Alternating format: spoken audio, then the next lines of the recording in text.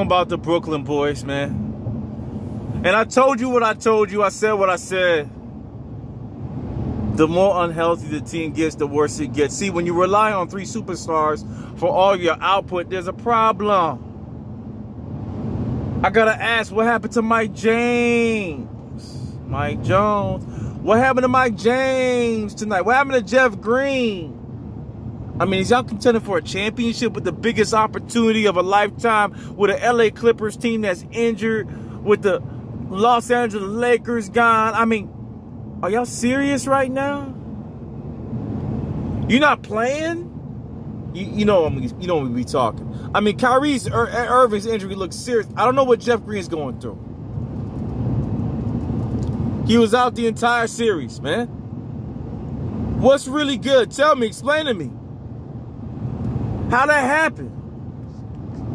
Real talk, man. Brooklyn Nets tonight were a disappointment. Kevin Durant made some big shots in the end.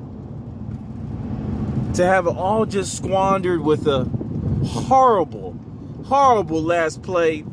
6-11 instead of driving to the basket.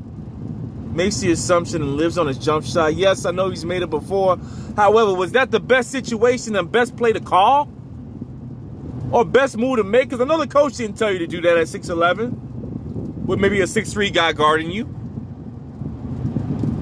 Disappointment. This is a stamp on Kevin Durant's career. This is an emblem of what he is. He does some great things just to fall short, my Knicks. I mean, it is what it is. He does some great things just to fall short. All right, let's jump into it, man. Look at the stat line. I'm going to start with the Nets first, then we're going to go over. Kevin Durant, a tremendous game, all right? But it's all about what happens when it counts. 48 points, 6 assists, and 9 rebounds. Joe Harris, 10 and 9. He worked his ass off, man. He put all his effort in. So did Blake Griffin. If there's an honorable mention, it's Blake Griffin, and Blake, you still don't got the chip. I'm sorry, bro. 17 points, 11 rebounds, played his harder. Harden on one leg, 22, 9, and 9. Couldn't hit the 3-ball tonight. Bruce Brown, 14, 2, and 6. Now, look at the rest of the team. And you got to ask yourself, Steve Nash. You had Claxton, you had Shamet. You had all these players on the bench. It looks like Mike James was injured for some reason, or something's up with Mike James. If you're telling me he was available to play and did not play, I got a problem with you, Steve Nash. I got a problem with you, Steve Nash. If you're telling me Mike James was available and did not play in this series, problem. Cabarrot, a guy that was pretty awesome in the beginning of his Nets tenure this year, just disappeared from the lineup. A guy that provided more scoring ability than some of the other guys they were bringing off the bench. No offense, Bruce Brown, T. Johnson. No offense. A Nick Claxton who was budding to be one of the better backups of the NBA, and you let that boy hang too. You let that boy hang too. So now on the cusp of this loss for the Nets, where do we go here as they get older and age and injuries continue to plague the league?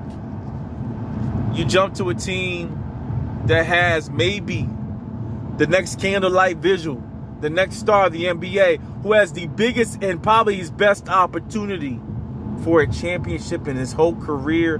Giannis enters the injured zone. This is like Toronto versus the Golden State Warriors. This is an opportunity of a lifetime for all 4 of the teams. Yeah, I'm saying 4 because I think Atlanta got it. Oh, you heard me, man. You heard me, bro. Yeah, I think I think Atlanta got it. You are on the cusp of war between these teams, and Bucks, take this as serious as you want to take it. This is probably your first and last chance. Yes, I said it. Giannis, this is your first and last chance. No big stars. Kawhi, ACL. We know it's a real ACL. Gotta be. He's out. No more LeBron James. He's out. You know? These guys are gone. You know? These guys are gone. No offense, Giannis. Why isn't your chip? It's the battle of the foreigners, Embiid versus Giannis. Or will it be Trey versus Giannis? Let's get into the stat line. 40, 13, and 5. Talk about war. Talk about the man can't shoot. Well, guess what? 40, 13, and 5 pretty much shut me up. PJ Tucker, 11 and 5. Your boy Brook Lopez went for 19 and 8. Couldn't be more perfect. When he gets over 15, it's a problem. Chris Middleton, big shots when it counted. Holiday, 13, 8, 7. Boy, but did he hit the big shots, man, when he needed it. Pat Connaughton, 9 and 4. Bryn Forbes didn't even play. There's guys that didn't even play. They're not even utilizing Jeff Teague at all. Bobby Portis didn't play. Hello.